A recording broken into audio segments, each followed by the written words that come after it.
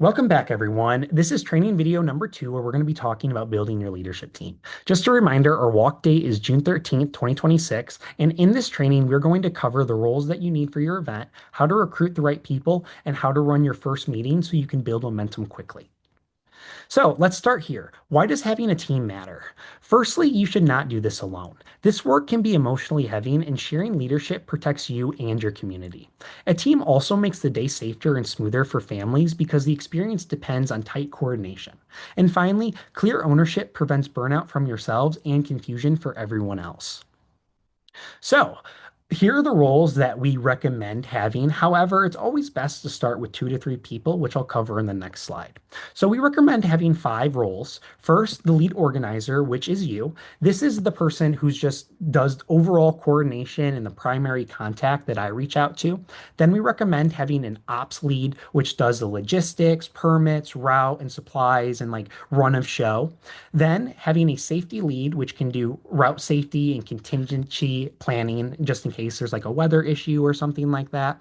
Then we recommend having an outreach lead, which can help with just promotion. They can find partners, community groups, and elected officials to join your event. And then finally, a day of lead, just somebody to help with check in, managing the volunteers, and the overall flow of the event. However, it's always best to just start with a minimal viable team with just like 2 to 3 people. We really recommend starting with having a lead, which is yourself, that's one done, and having an ops person and an outreach person. Everything else isn't necessary, it just makes it easier for you.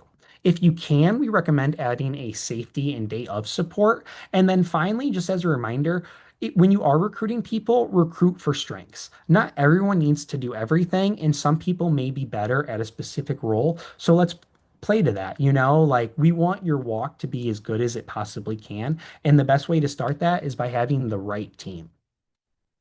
So, for this, you need to have a recruiting mindset. And just as a reminder, recruiting is not begging for help. Recruiting is inviting people into meaningful, doable work with support. You need to be clear about the role and the time commitment needed. Tell them, and also it's good to tell them what support that they'll receive from you and from Walk for Lives.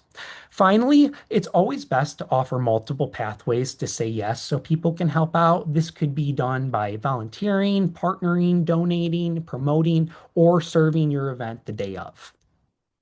So, to ask people to help, we recommend this simple 3-step plan. You connect with them, you clarify, and then you commit. To connect, you need to let them know why Walk for Lives matters to you. You could share your story about why you're leading. Then you need to clarify what the event is, when it's taking place, and what exact help that you might need from this person or options of help that they could offer. Then you need them to commit. You should be really upfront and crystal clear about like, I need your help for 6 weeks, because some people might only be able to help the day of, which is good to know. That's a volunteer who can help with checking people in, helping with your route planning, things like that, setting up. But you may have somebody who could commit 8 weeks of their life to help with like promoting you on social media or something. So it's always good to just clarify how much time that they commit to the role. And final reminder, specific asks get clear answers. That is like the most important thing, and that's how you really build momentum. Okay, now once you found your team, it's always good to set up like a weekly meeting just so everybody is on the same page and you can make sure that all the logistics are taken care of. Your very first meeting should be short and productive. You should just set the purpose and tone of your walk, confirm the date and location status, assign roles, and schedule when you want to meet. Okay, and then also, I always think that it's good to have homework. I enjoy homework. This isn't like you're not going to be graded or anything like that. Like, you don't need to send it. This is just something to like think about. But your very first homework assignment, if you're willing to do it, is just to lock in the basics. When you meet with your team, go over the location, their route, and accessibility needs. If you have time, you can start thinking about your permit requirements or if you need parking or bathrooms. And then you can also start thinking about draft the day of flow. But for your first meeting, we really recommend just locking in the basics for your event. Okay, so thank you so much for joining me in this training video. Just a final call to action. Recruit now, start now. And the best way to do that is by sharing this volunteer form.